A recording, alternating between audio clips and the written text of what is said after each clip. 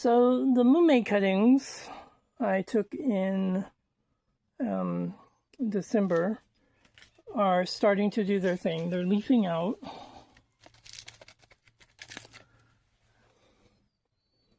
And their roots are developing. So everything here is on par, except for the ones that are clearly not going to make it. Like this one. That one has died. So somebody wanted to know what we do after we've taken the cuttings. And the short answer is we don't do a lot. These cuttings are going to sit here until at least fall. And then they may get transplanted into 4-inch containers eventually to become this. And then into larger containers. This is a 6-inch pot.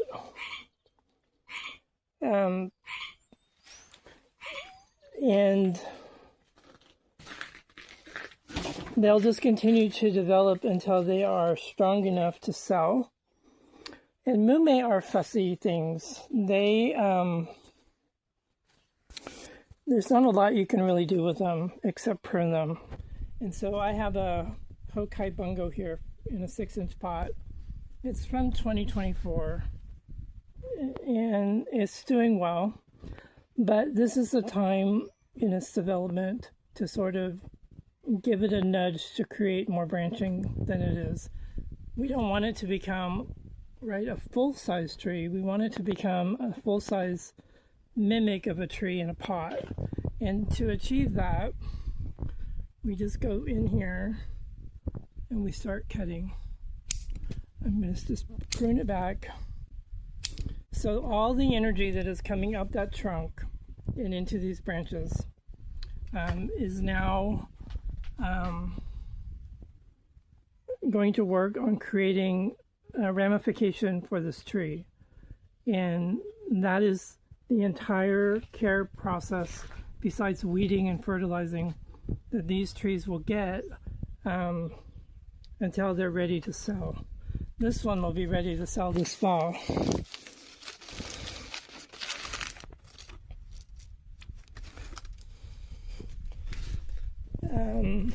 This little one here that we have, this one also, oh, it needs to get weeded. Any of these weeds in the pot are only stealing the nutrition left here. And as you can tell by this Mume, it's just one straight branch. There's a little side shoot right in here. And I'm just going to go in here and I'm going to snip it there. And it will start to develop into something a little better. Here's another one. Same old thing. This one doesn't have any weeds. I'm gonna prune it back. And I'm gonna let it do its thing. This one here has probably been pruned back once already. And it's starting to do its branching. You can see there's 2 branches here. I'm going to trim them both back. Just like that.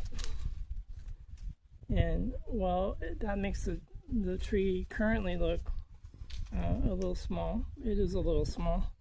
There's no getting around that. But these Mume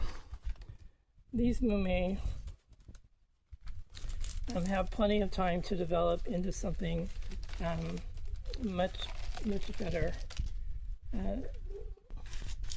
simply by giving them redirecting the energy for them to start branching out. And down here we have Mumes that are older.